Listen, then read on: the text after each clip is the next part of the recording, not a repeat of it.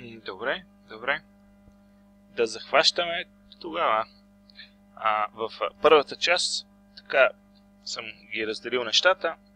В първата част ще ви покажа само какво съм направил до сега.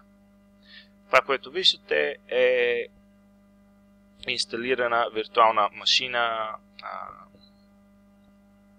Върху нея имаме инсталиран Windows XP и върху Windows XP имаме инсталирана Mozilla Firefox и това, Toolbook инструктор. Ето го тук. Така че, ето ако го отвориме и той ще подкара. Сега, в първата част ще ви покажа какво съм направил като до сега. Нали, това въобще не е всичко, но вярвам, че мога да покажа абсолютно всичко необходимо, нали, или поне повечето неща, така че да се добута до заветната тройка. Да, така че ето това е приложение. Имаме някакъв фон, имаме някакви картинки, някакъв текст, някакви бутони. Това е тук навигацията, тя винаги е една и съща, така че да изглежда еднакво. Това също беше условие. Така, виждате тук тия двата бутона са неактивни, защото това е първа страница. Няма назад, няма начало. Това е началото. Тук продължаваме напред, някакви инструкции, има някакви въпроси, на които се отговаря. Когато се опита да се даде друг отговор, виждаме, че въпросът е заключен, но фидбек се губи.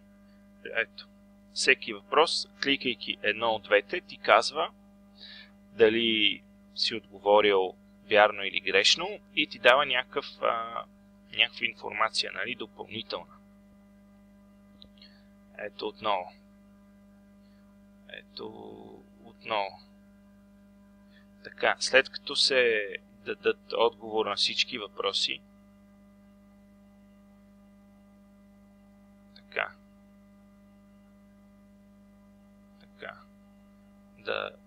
да дадеме. Ще дадеме.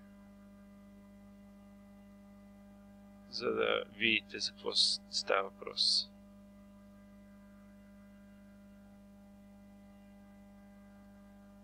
Те останаха още малко.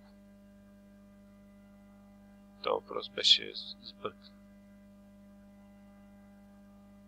Трябва да си го поправя 14. Тук вече няма значение. Как отговарям, просто искам да се свърши. Добре. И това е оценяването. Е тук. Имаме 3 бутона. Предаване и приключване. Този бутон заключва всички отговори. И какво прави? Показва резултата. Този бутон рестартира теста. Този бутон, ако имаме повече от 12 верни отговора, което е 60% или повече, отключва менюто и човек може да продължава да си гледа информационните кадри. При натискането му сега абсолютно нищо не се случва. Защо? Защото единственият начин, по който успях да го направя, е когато този бутон е натиснат, този бутон да брои втората дума. Ето тази, която ако е от 12 или нагоре, ето сега ще видите, вече можем да продължим да си ходим назад-напред. И така, това са информационните ми кадри, които имат някаква различна функционалност. Те са малки, общо взето малко. Общо взето стигнал съм до тук. Ето, това е примерно функционалност. Когато мишката влезе в полето на зеления правоъгълник, перфокартата се показва. Тук имаме друга функционалност. Това са така наречените hot words. Също ще ви покажа. Също са задължителни. Ето, тук един текст излиза, тук излиза друг текст. И човек си разглежда. Тук е по същия начин.